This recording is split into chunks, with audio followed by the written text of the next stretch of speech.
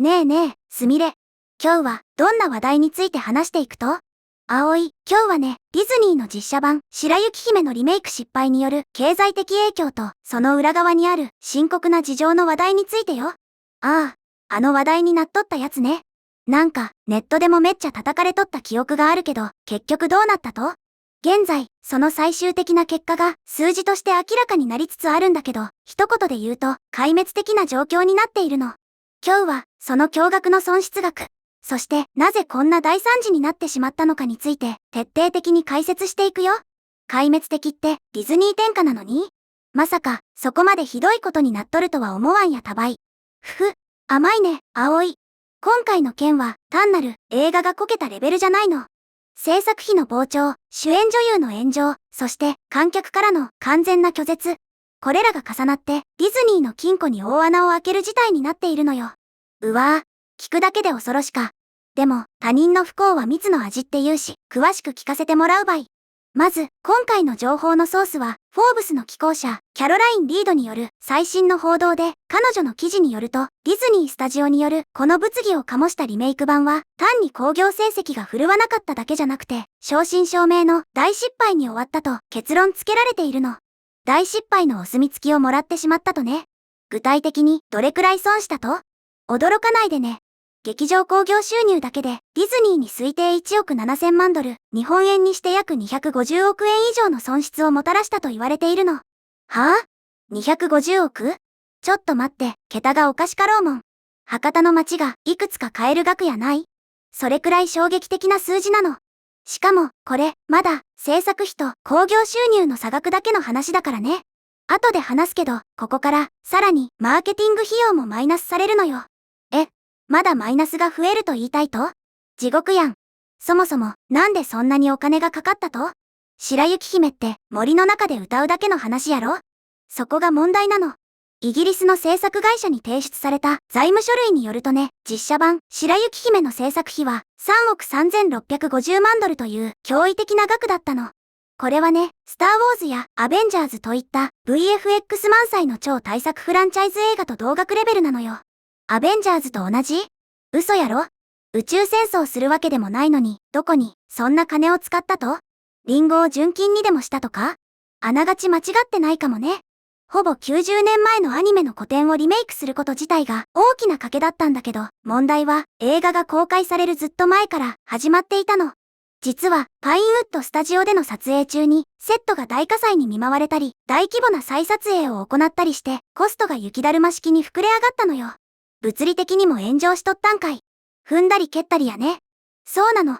撮影が完全に終了する前の2022年半ばの時点で、ディズニーは、すでに1億8300万ドル以上を費やしていたわ。イギリスからおよそ6490万ドルの税金還付、つまり補助金みたいなものを受け取った後でも、ディズニーの純制作費は約2億7160万ドルもかかっていた計算になるの。税金で助けてもらっても約2億7000万ドル。ってことは、映画館でそれ以上稼げばいいってこと？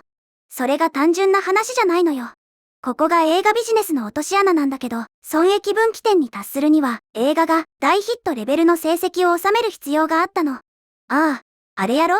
映画館にお金を半分くらい取られるシステム。その通り、よく知ってるじゃない。スタジオは興行収入のすべてを独占できるわけじゃなくて、映画館チェーン、シネコンがチケット売上の約半分を保持するの。だから、ディズニーがこの映画の劇場公開から実際に得た収益は全世界興行収入の約半分になるわ。で、結局いくら稼げたと？実写版白雪姫の全世界興行収入はわずか2億570万ドルだったわ。制作費が2億7000万ドルかかって売上が2億ドル？半分にせんでもすでに赤字やん。そうなの。しかも、そこから半分が映画館の取り分だから、ディズニーの手元に残ったのは約1億290万ドル。これを、純制作費2億7160万ドルと比較すると、およそ1億6800万から1億7000万ドルの劇場損失になるって計算なのよ。計算すればするほど、悲惨な数字が出てくる場合。ディズニーの最近の実写リメイクの中でも、興行収入が最も低い作品の一つになってしまったんやね。巨額の投資にもかかわらず、観客は全く来なかった。まさに、閑古鳥が鳴く状態だったわけね。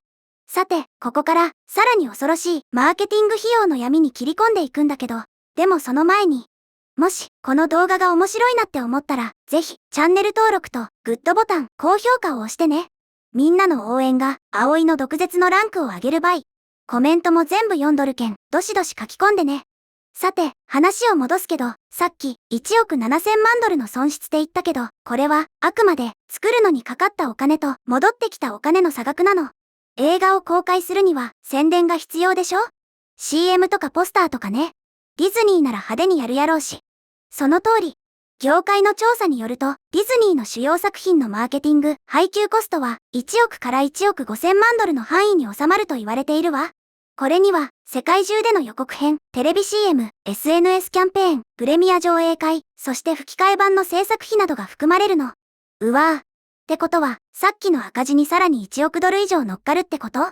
もう計算したくないっちゃけど。特に、今回は、白雪姫をめぐる論争があったから、ディズニーは、ダメージコントロールと知名度向上に、これまで以上に、費用を投じなければならなかったと言えるわ。反発が高まる中で、なんとか観客の関心を引きつけようと、必死だったのね。ああ、あの主演の人が、いろいろ言ってたやつね。あれで、余計にお金がかかったと？自業自得やない？厳しいけど、その通りなの。主演女優のレイチェル・ゼグラーが一連の過激な政治的投稿を行った後、ディズニーがソーシャルメディアの専門家を雇って監視したという報道さえあったのよ。女優のお守り代、護衛代まで払わされるとは、ディズニーも大変やね。重要なのは、さっき話したイギリスの制作報告書の3億3650万ドルには、このマーケティング費用が含まれていないってこと。含まれてないと？そう。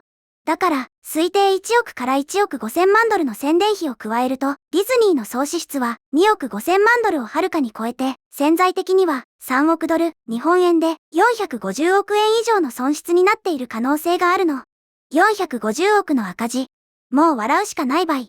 なんでそこまでして公開したんやろか。お蔵入りにした方が安上がりやったんやない？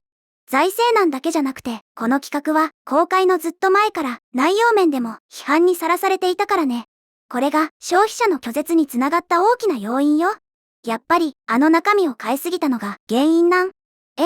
主演のレイチェル・ゼグラーは1937年の名作アニメを公然と批判して原作を時代遅れと呼んだり、チャーミング王子のキャラクターを批判して繰り返し話題を呼んだわ。これに対してネット上ではこんな反応が溢れ返ったの。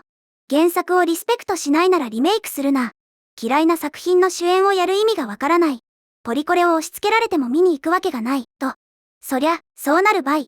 ラーメン屋に来て、豚骨とか臭くて時代遅れですよね。って店員が言い出したら、誰も、そのラーメン食わんもん。わかりやすい例えね。長年のディズニーファンには全く受け入れられなかったのよ。さらに、初期の予告編で、7人の小人が CGI 化されていることが明らかになると、そのデザインが不気味、不安を抱かせるとネット上で嘲笑されたわ。この予告編はディズニー作品の中で最も嫌われたプロモーションビデオの一つになってしまったの。あの CG、確かに怖かったもんね。夢に出そうやった。レイチェル・ゼグラーのオフスクリーンでのコメントも亀裂を深めたわ。世界的な紛争やアメリカの政治に絡んだメッセージを SNS に投稿して、ディズニー内部でも懸念が引き起こされたの。プロデューサーたちがブランドへのダメージを恐れて介入しようとしたらしいけど、その段階ではもう手遅れだったわ。お客さんは敏感やけんね。説教臭い映画は見たくないで拒絶反応が出たんやね。その通り。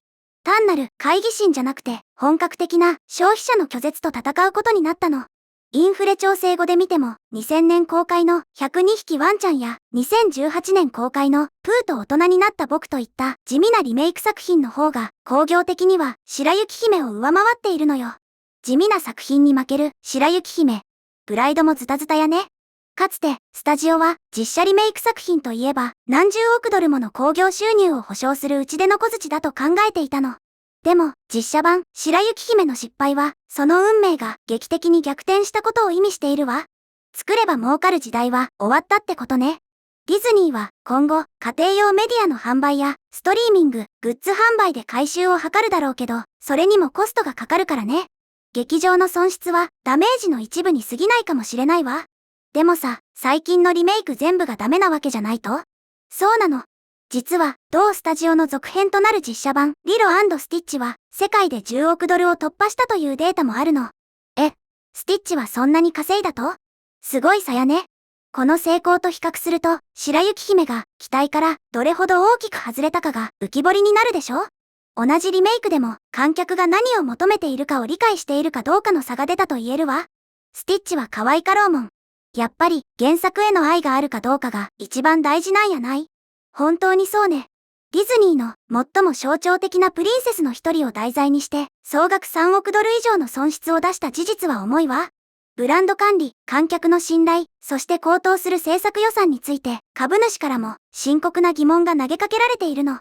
3億ドルあれば、もっと新しい面白いアニメが何本も作れたやろうに。もったいなかねえ。このレベルの支出では、もはや成功を保証できない。ディズニーのリメイクマシンのリスク計算は、この一件で一夜にして変わってしまったと言えるわね。勉強代にしては、高すぎる授業料になったね。ディズニーも少しは反省して、昔みたいに夢のある作品を作ってほしいばい。そうね。独自の切り口として付け加えるなら、この失敗は単なる金銭的な損失以上に、ディズニーというブランドがファンを見下しているのではないかという不信感を植え付けたことが最大の罪かもしれないわね。お金は稼げば戻るけど、失った信頼を取り戻すのは一番難しいから。それが一番の毒リンゴやったってことか。うまいこと言ったつもりはないけど、悲しい話やね。ということで、今日は実写版白雪姫の歴史的大失敗と、その裏にある経済的な事情という話題について見てきたけど、みんなはどのように思ったかな？数字で見ると衝撃的やったね。原作レイプは身を滅ぼすってことがよう分かったばい。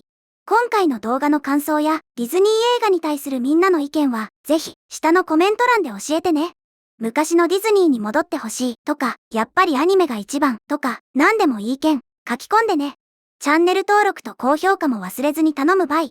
もし、この動画が役に立ったと思ったら、高評価とベルマーク。チャンネル登録まだの方は、チャンネル登録もよろしくお願いします。では、また次回の動画でお会いしましょう。すみれの最新動画は左、おすすめ動画は右です。どちらも見てくれると嬉しいな。